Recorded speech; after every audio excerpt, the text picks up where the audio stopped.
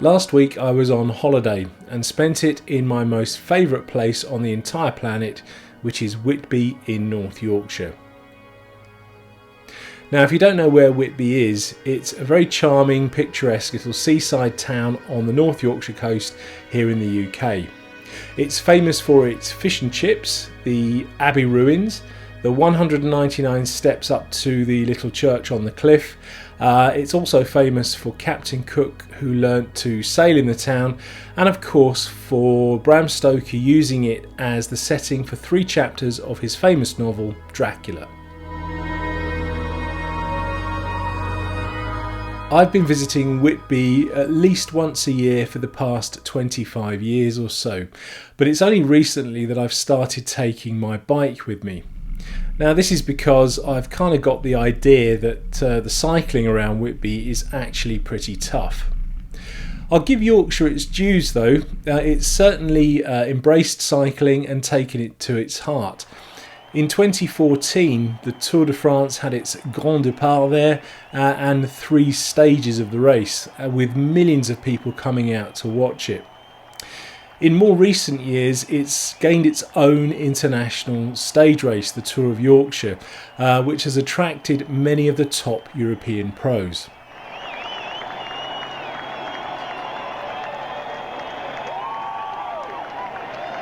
Unfortunately, Yorkshire, and indeed the rest of the UK, suffers from, well, let's just say unpredictable weather.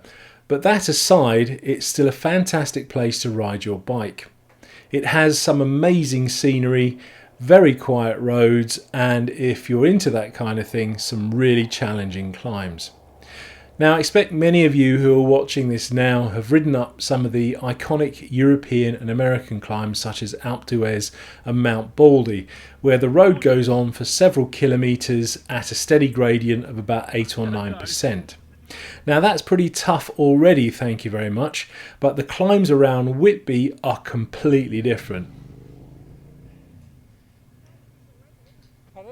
Now, anyone who watches my channel fairly regularly will know that I'm a little bit gravitationally challenged and I find climbing somewhat tricky. But having said that, I still manage to get myself up the climbs, even the steepish 20%ers if they're short enough. But the climbs around Whitby are 20% plus and go on for over a kilometre. Some of them even top out at 33%. Yes, 33%. So they're pretty much impossible for the likes of me. Within 10 kilometres of Whitby you have several really steep climbs, including Blue Bank, Salter Bank, Lithe Bank and the infamous Chimney Bank. Now, if you were to look at these climbs on Strava, the numbers wouldn't look that impressive, but believe me, seeing them in the flesh would make even the hardest rider a little bit scared.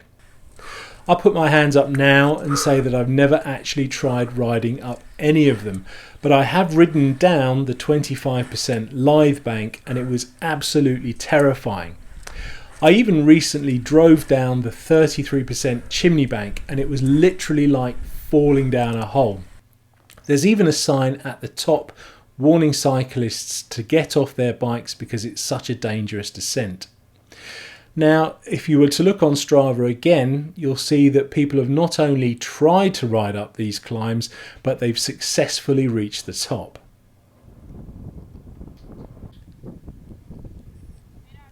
My own rides around Whitby are probably pretty tame by local standards, even though literally every single road out of town is a climb.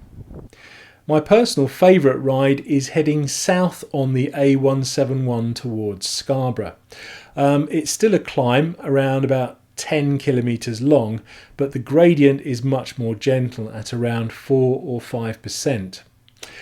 Once I've left town, I'm basically cycling along the edge of the North York Moors National Park, which is absolutely beautiful.